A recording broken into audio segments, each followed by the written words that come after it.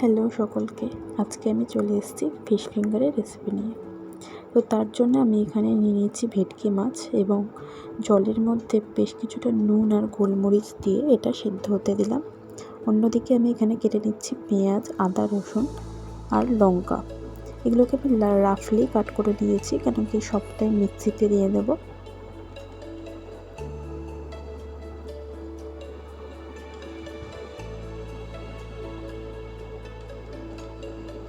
এইভাবে কেটে পুরোটা আমি পেস্ট করে নেব একটা। এটা খুব বেশি পেস্ট করার দরকার নেই, রাফলি পেস্ট করে নিলেই হবে। এরপরে সেদ্ধ মাছগুলোকে কাঁটা ছাড়িয়ে ভালো করে পেস্ট করে নিয়েছি। তারপরে মধ্যে একে একে বেটে রাখা মশলাটা দিয়েছি গুঁড়ো লঙ্কা, গোলমরিচ, নুন, গরম মশলা আর সামান্য একটু ব্রেড ক্রাম্বস। তারপরে এটাকে আমি ফিশ ফিঙ্গারের আকারে গড়ে নিয়েছি একে একে।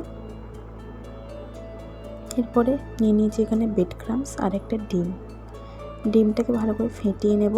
তারপরে অল্প অল্প এর মধ্যে দিয়ে দেব গোলমরিচ ও নুন। তারপর ফিশ ফ্রাইগুলো এর মধ্যে দিয়ে ডাবল কোটিং করে নেব, মানে একবার ডিম দিয়ে ভালো করে কোট করে তার মধ্যে ব্রেড ক্রাম্বস লাগিয়ে তারপরে আবার ডিমে চুবিয়ে সেটাকে ব্রেড ক্রাম্বস দিয়ে কোট করে নেব। এবারে গরম তেলের মধ্যে এগুলোকে দিয়ে একে একে ভেজে নেব। ভাজার সময় আঁচটাকে একদম লোতে রাখবো, যাতে ভেতর বাইরে দুদিক থেকেই ভালোভাবে ভাজাটা হয়ে যায়। তাহলেই আমাদের তৈরি হয়ে যাবে ফিশ ফিঙ্গার। তো আজকের রেসিপিটা কেমন লাগলো অবশ্যই জানাবেন। ভিডিওটি ভালো লাগলে একটি লাইক করে দেবেন এবং আমার চ্যানেলটি সাবস্ক্রাইব করতে ভুলবেন না।